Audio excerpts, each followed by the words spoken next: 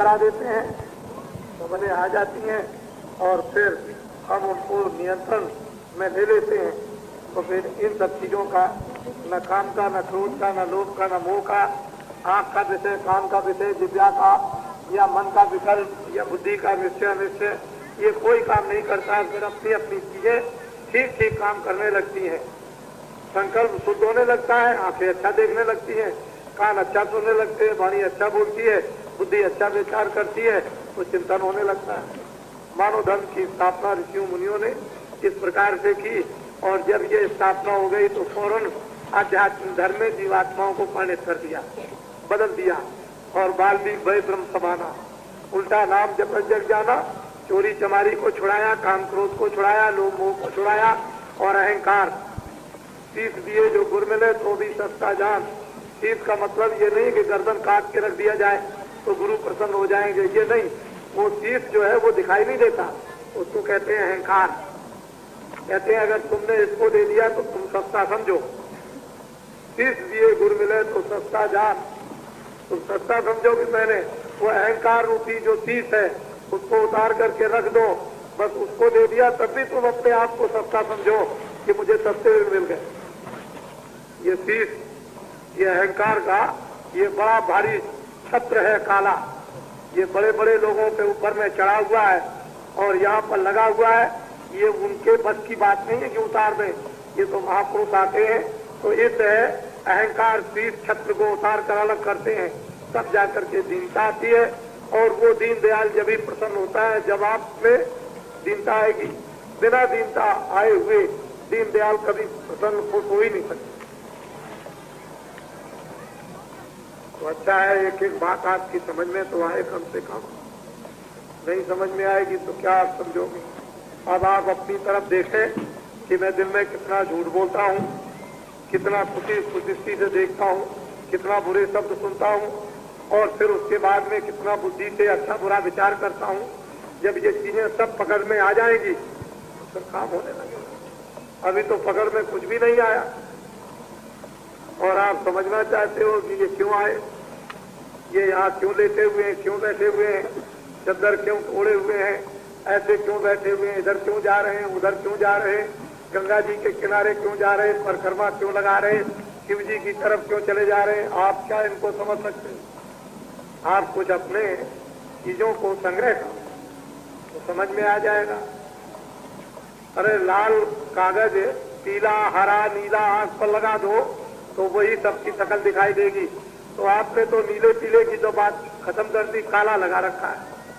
अब काले में सफेदों को पहचानना चाहे तो कैसे पहचानेंगे? जब काला हटे फिर उसके बाद दूसरा हट जाए, फिर हरा हट जाए, फिर पीला हट जाए और फिर उसके बाद और हट जाए। कई रंग आप पर चढ़े हुए हैं, कहाँ तक आप अपने आप हटा सकेंगे? आप तो काले ही नहीं हटाते।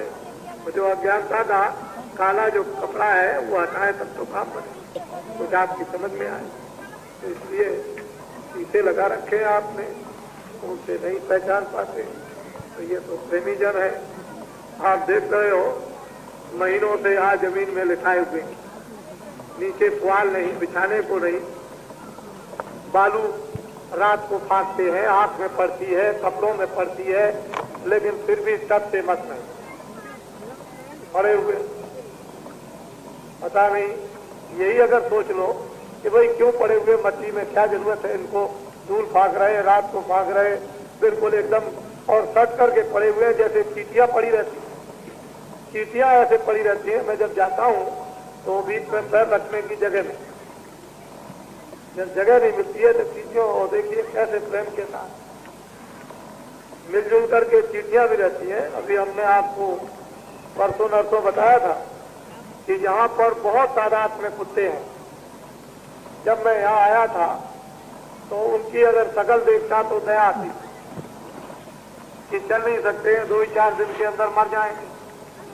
लेकिन 400-400, 500-500 कुत्ते यहाँ पर आप ये देखिए कि उनको इतना खाने को मिलता है कि कोई किसी से लड़ता ही नहीं, बैठे रहते हैं बेफिक्र। और फिर झुंड के झुंड खेलते हैं। वो उनकी किलोरें होती हैं कि जब हम लोग यहाँ से चले जाएंगे तो कितना वो रोएंगे। आप ये देखिए कि उनको कितना वो सतयुग का इस समय पर पूरा अनुभव कर रहे हैं और ये समझ रहे हैं कि सतयुग आएगा। कुत्तों को भी आभास हो रहा है कि सतयुग आएगा, तो इसलिए जानवरों को भी आभास होता है। जानवर भी सूंघ करके पहचान लेते हैं, पक्षी पंछी भी सूंघ करके पहचान लेते हैं कि कैसा समय आएगा। ये भारत का आध्यात्मिक विज्ञान है, लेकिन मनुष्य ने तो जो ज्ञानवान शरीर पाया था उसी को खत्म कर दिया। जानवर आपसे ज्यादा सोचते हैं और ज्यादा समझदारी रखते हैं और नियमानुकूल रहते हैं, नियम तोड़ते नहीं। लेकिन मनुष्य ने तो सब नियम तोड़ दिए। खैर, कोई बात नहीं है। अब आपने अपनी आंखों से देखा, कानों से सुना, बुद्धि से विचार किया है। अब आप कुछ भजन ध्यान 11 दिन जो 15 से प्रारंभ और 25 तक 4 घंटे थोड़ा सा साधन भजन जरा सा करो, क्योंकि हम 11 ही दिन के लिए तो 4 घंटे कहा, बाकी दिन तो हमने ये कहा कि आधा घंटा 1 घंटे घर में कर लेना, लेकिन यहाँ पर 4 घंटे तो सब साधन भजन करना ही चाहिए। और उससे में भी कुछ रहस्य है, इसलिए आपको जोर देकर समझाता रहता हूँ कि आप यहाँ आकर के 4 घंटे ध्यान में, भजन में, सुमरन में अपना समय दे। लोग दे भी रहे हैं, ऐसी बात नहीं है। जितना समय मिलता है ज्यादा से ज्यादा पूरा करने की कोशिश करते हैं, लगे हुए हैं लोग। और लगे हुए हो तो बहुत अच्छी बात, बड़ी खुशी की बात, बड़ी प्रसन्नता की बात। आप भी खुश रहोगे और महात्मा की तो खुशी उसकी तो आपको मिलेगी, उसकी दया तो मिलेगी। और अपने को भी कि हम भी दिन रात मेहनत करते हैं, तो ये समझेंगे कि आप साधन भजन में लगे और अपने गृहस्थ आश्रम को बहुत उच्च कोट का और श्रेय माननीय तैयार कर रहे और गृहस्थ आश्रम का सच्चा सुख लौकिक और पारलौकिक। तो हमको भी प्रसन्नता होगी कि आपको एक पाठ पढ़ाया था, एक रास्ता बताया, एक शिक्षा दी, संसार को एक दिखाया और ये परमार्थ का रास्ता बताया, तो आपने ये काम किया, तो अपने को भी बड़ी प्रसन्नता, बड़ी खुशी हुई। ये आप सब संलग्न अपने अपने भजन में, सेवा में, जिस तरह की भी छोटी से छोटी, ये कभी मत समझना कि मैं झाड़ू पकड़े हूँ, दलिया लिए हूँ, झाड़ू लगा रहा हूँ तो मैं छोटी सेवा कर रहा हूँ। झाड़ू लगाने वाली ही सबसे बड़ी सेवा है। जिन लोगों ने झाड़ू लगाई और लोगों की चट्टियां साफ की, उन्होंने मालिक को पा लिया। नानक का पूरा इतिहास नानक जी का भरा हुआ है पुस्तकों में, और महात्माओं का पूरा इतिहास पुस्तकों से भरा हुआ है कि उन्होंने कैसी सेवा की कि कोई क्या कर सकता है, हर किस्म की। उसके लिए मैला उठाने वाला क्या सेवा करेगा जो भक्तों ने सेवा की, और उन्होंने ही उस भगवान को पा लिया। तो ये नहीं समझना है कि मैं सबसे छोटी सेवा कर रहा हूं। तो जिसको जो मिल जाए, आदेश हो जाए, वही सेवा अपनी बजा पूरी करो। सेवा भांत भांत की है, लेकिन जो भी सेवा मिले उसमें किसी में घृणा नहीं, तो सब सेवाओं का फल मिल जाएगा। और घृणा करोगे तो नहीं, ये सच्चा मानववाद है। इस मानववाद में जो सबसे बड़ी विशेषता है वो एक प्रेम। इसके आगे कुछ,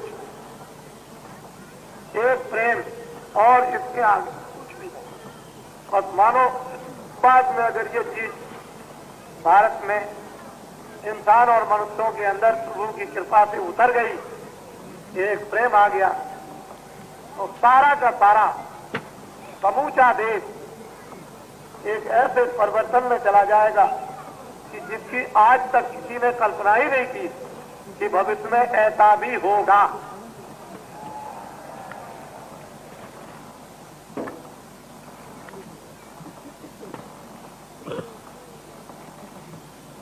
प्रेमीजन,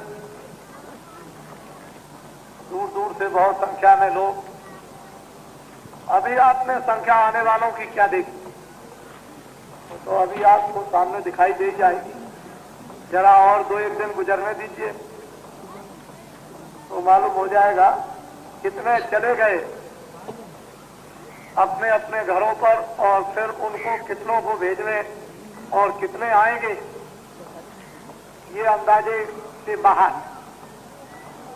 बाबा जी को तो इसका अनुमान है पूरा, और भगवान तो जानते ही है सब कुछ, लेकिन